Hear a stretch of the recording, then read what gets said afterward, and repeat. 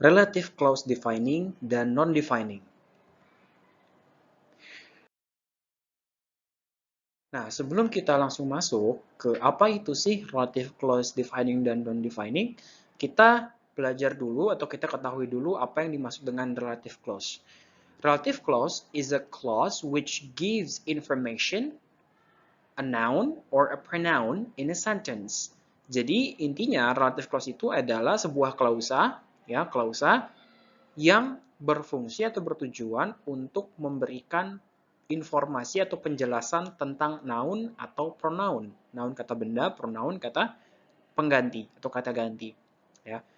Relative clause itu acts as an adjective clause, berfungsi atau berperan sebagai klausa adjektiva. Ya. Nah, dari sini kita tahu ya teman-teman bahwa adjektif itu adalah fungsinya menjelaskan kan? Adjektif itu fungsinya menjelaskan.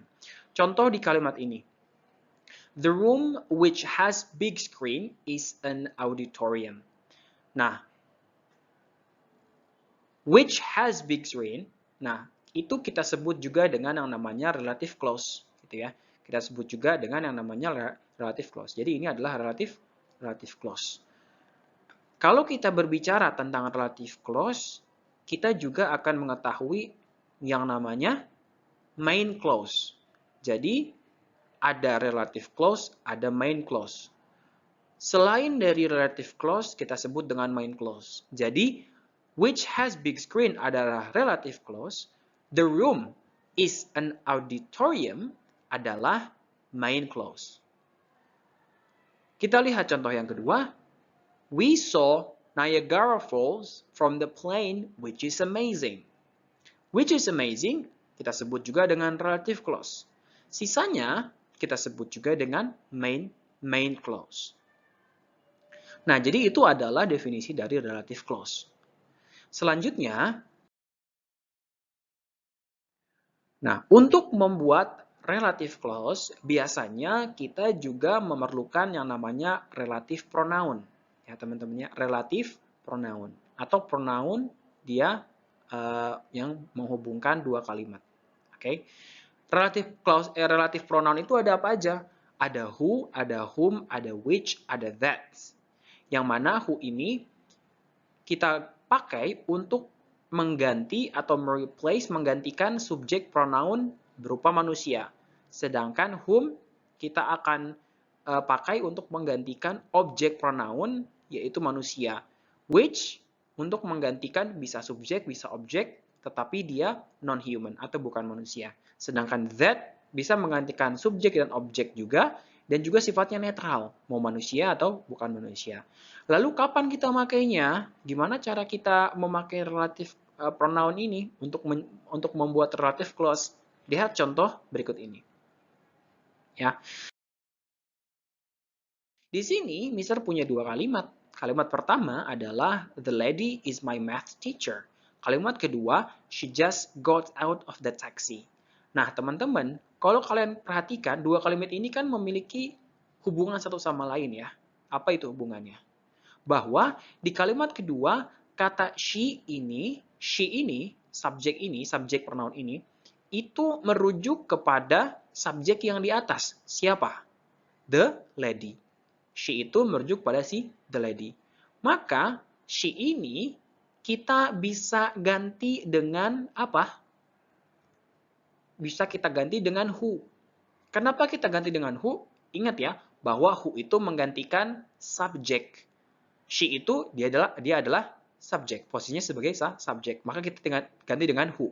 Dan she itu manusia, tentu manusia ya, kan kita berbicara tentang the lady. Nah, setelah kita gantikan dengan who, ya, selanjutnya apa? Tinggal kita gabung dua kalimat ini. Cara gabungnya gimana? Cara gabungnya adalah letakkan kalimat kedua, atau yang kita sebut juga dengan relative clause. Nah, dia jadi sudah berubah jadi relative clause ya. Ketika kalian mengubah subjek she tadi menjadi who, maka kalimatnya sudah berubah otomatis menjadi relative clause. Sedangkan yang atas adalah main clause. Nah, letakkan relative clause ini tepat di sebelah subjek atau objek yang kita jelaskan. Karena di sini menjelaskan the lady, ya, Berarti kita letakkan sebelah the lady. Jadinya, the lady who just got out of the taxi is my math teacher. Sampai sini teman-teman paham ya? Tentang relative clause. Selanjutnya, relative clause terbagi menjadi dua. Ada defining dan non-defining. Relative clause defining, dia itu sifatnya adalah wajib, harus ada. Karena apa? Kalau tidak ada, dia akan membingungkan. Selanjutnya, non-defining sifatnya tidak perlu ada. Karena dia hanya sifatnya memberikan informasi tambahan saja. Ya. Selanjutnya, non-defining ini dia wajib dipakaikan koma. Koma untuk memisahkan. Ya, koma untuk memisahkan. Kita lihat contohnya ya. Contohnya di sini adalah misal di sini lihat.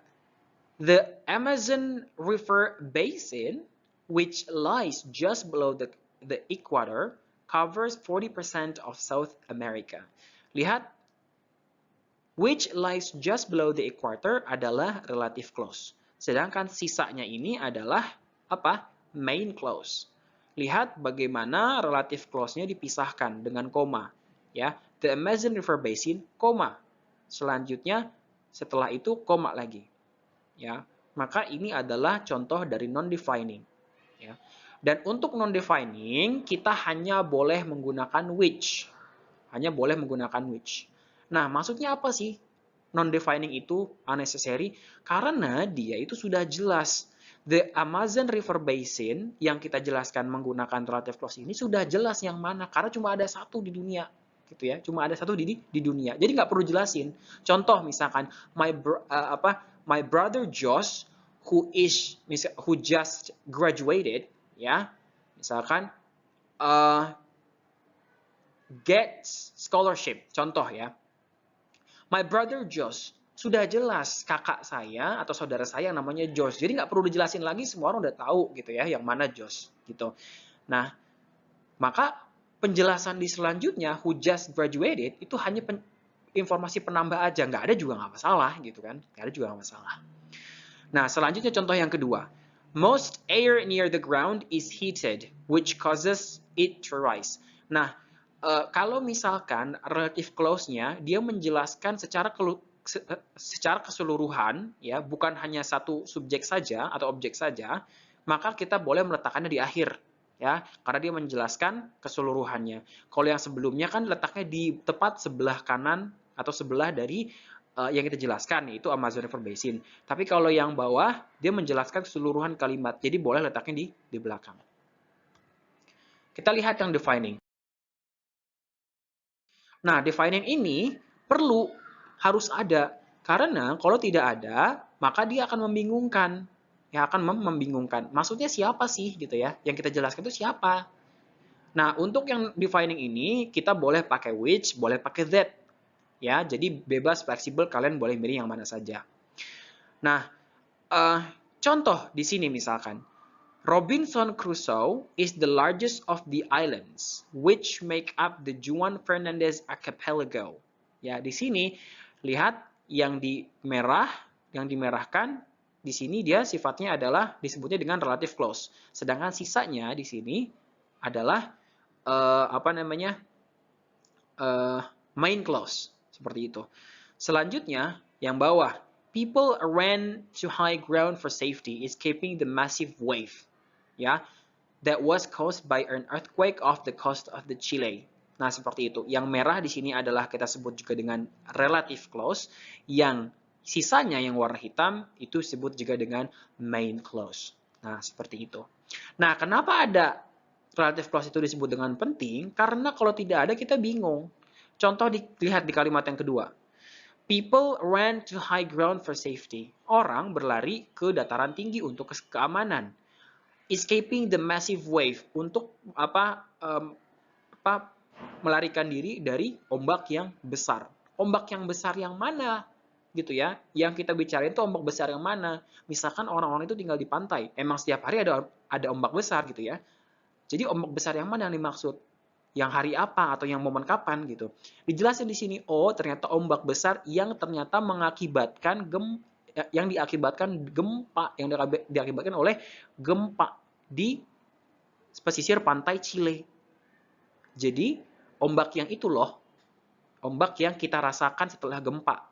Jadi bukan ombak yang kemarin-kemarin, bukan ombak yang misalkan tahun lalu, enggak. Ombak yang baru kita rasakan karena ada gempa tadi. Habis ada gempa langsung ada tsunami. Nah, berarti tsunami yang itu loh, atau ombak yang itu loh, gitu ya, yang tanyakan. Jadi kita tidak bingung ombak yang pada kapan. Oh, yang jelas, yang ombak yang barusan tadi ngikuti setelah setelah gempa. Nah, seperti itu. Contoh yang bawah, notice that you can also use prepositions before which. Nah, teman-teman juga bisa menaruh preposition atau kata depan sebelum which, gitu ya, sebelum which. Contoh misalkan including the school at which Martina was a student. Nah, di sini ada dua cara, teman-teman. Preposition bisa ditaruh di akhir kalimat, di akhir sini ya, di akhir kalimat sini, atau ditaruh sebelum relative clause, relative pronoun, which ini. Bedanya apa? Bedanya kalau misalkan posisinya benar-benar letaknya sebelah relative pronoun seperti yang dicontoh at which, maka dia sifatnya adalah formal untuk penulisan resmi. Sedangkan untuk kesehari-harian kita berbicara, ya keseharian berbicara sehari-hari, maka bisa di belakang. Contoh menjadi including the school which Martina was a student at. Nah, seperti itu ya. Nah, kalau seperti itu sifatnya adalah informal. Nah, jadi itu adalah penjelasan tentang relative clause. Selanjutnya, di sini Mister ada exercise. Silahkan dikerjakan exercise-nya ya, teman-teman ya. Oke. Silahkan digabung dua kalimat ketiga soal ini ya menjadi satu kalimat relative clause yang defining. Ingat defining berarti kita tidak boleh memakai koma, dipisahkan. Contoh misalkan di sini, what is the name of the island which or that is off the south of coast of Australia? Seperti itu ya. Nah, ini contohnya. Lihat nggak ada koma kan? Nah, yang Mister garis bawah ini apa namanya? Relative clause. Oke, teman-teman silahkan mengerjakan. Oke, itu saja. Assalamualaikum warahmatullahi wabarakatuh. Semoga kalian paham.